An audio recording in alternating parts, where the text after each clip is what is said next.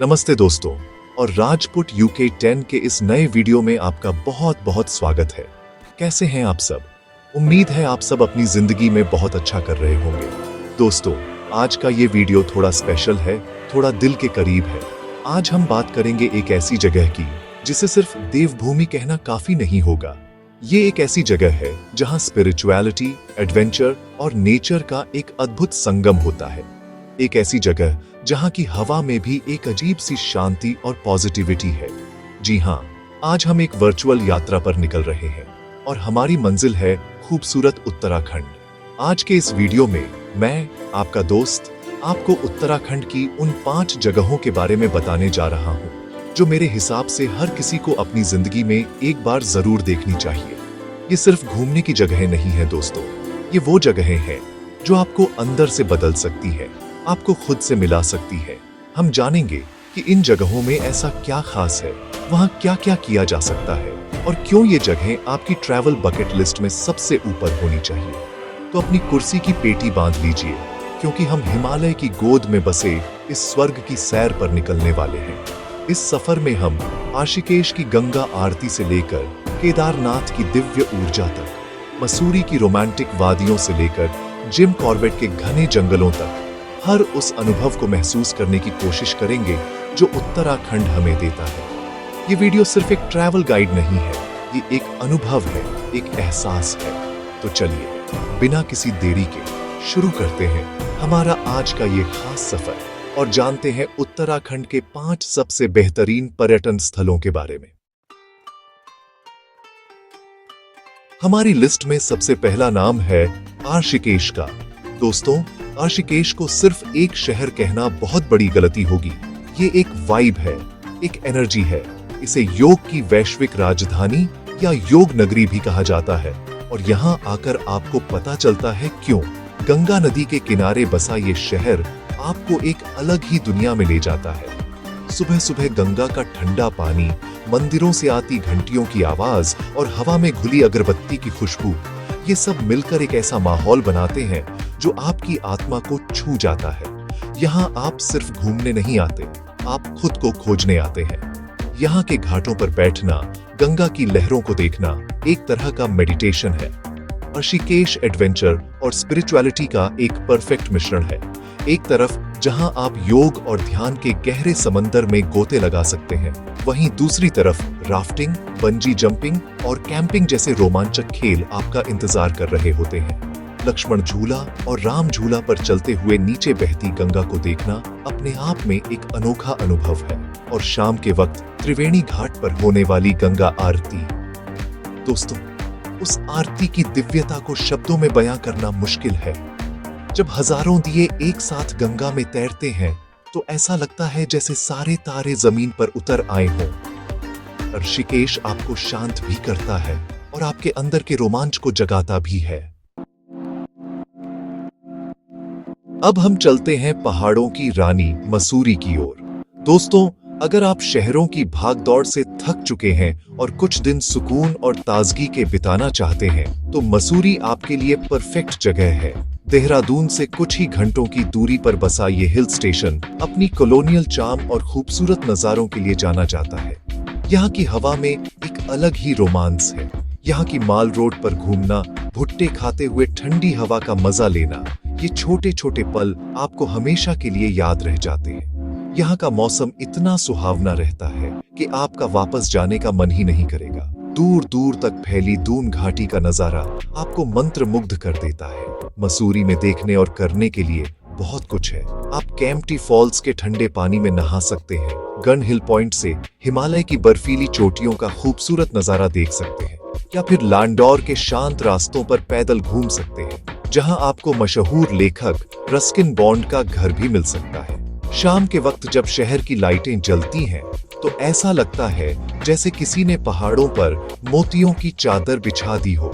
मसूरी सिर्फ एक hill station नहीं है, ये एक एहसास है, एक नॉस्टैल्जिया है जो आपको बार बार अपनी ओर खींचता है। ये वो जगह है जहां आप अपने प्रियजनों के साथ खूबसूरत यादें बना सकते हैं। हमारी लिस्ट में अगला पड़ाव है झीलों का शहर नैनीताल। दोस्तों, नैनीताल की खूबसूरती का केंद्र है यहाँ की नाशपाती के आकार की नैनी झील। इस झील के चारों ओर बसा ये शहर किसी पेंटिंग की तरह लगता है। यहाँ की हवा में एक अजीब सा जादू है जो आपको अपनी ओर खींचता है। सुबह के वक्त जब सूरज की पहली किरणें झील के पानी पर पड़ती हैं, या शाम को जब चारों तरफ की लाइटें पानी में चमकती हैं, तो वो नजारा देखने लायक होता है।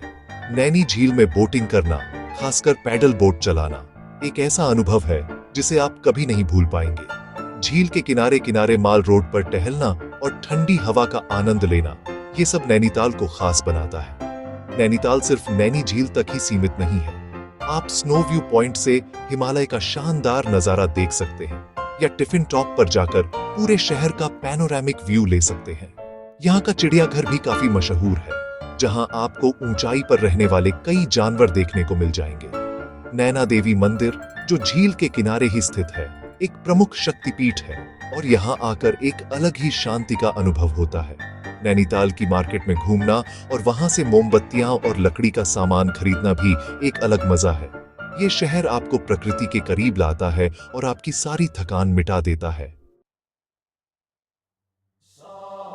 दोस्तों, अब हम जिस जगह की बात करने जा रहे हैं वो सिर्फ एक पर्यटन स्थल नहीं, बल्कि करोड़ों लोगों की आस्था का केंद्र है। जी हाँ, हम बात कर रहे हैं केदारनाथ धाम की।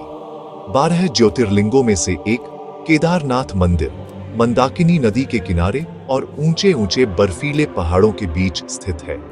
यहाँ तक पहुंचना आसान नहीं है, आपको कठिन चढ़ाई करनी पड़ती है, लेकिन जब आप मंदिर के सामने पहुंचते हैं तो आपकी सारी थकान एक पल में दूर हो जाती है। वो माहौल, वो ऊर्जा, वो दिव्यता, उसे शब्दों में बयां नहीं किया जा सकता, उसे सिर्फ महसूस किया जा सकता है। चारों तरफ बर्फ से ढके पहाड़ और उनके बीच में स्थित ये प्राचीन मंदिर आपको ऐसा महसूस कराता है जैसे आप सच में भगवान के घर आ गए हो। केदारनाथ की यात्रा सिर्फ एक धार्मिक यात्रा नहीं है, ये एक आध्यात्मिक अनुभव है जो आपको अंदर तक बदल देता है। यहाँ का वातावरण इतना शक्तिशाली है कि ये आपके मन को शांत कर देता है और आपको एक गहरी आंतरिक शांति का अनुभव कराता है। मंदिर के पीछे आदि शंकराचार्य की समाधि है और पास में ही भैरव बाबा का मंदिर है, जहां से पूरे केदार वैली का अद्भुत नजारा दिखता है। यहाँ की सर्द हवाएं, मंदाकिनी का शोर और हर हर महादेव का जय घोष, ये सब मिलकर एक ऐसा वातावरण बनाते हैं जो अविस्मरणीय है। केदारनाथ जाना सिर्फ एक ट्रिप नहीं, बल्कि एक तीर्थ यात्रा है जो हर किसी को जीवन में एक बार जरूर करनी चाहिए।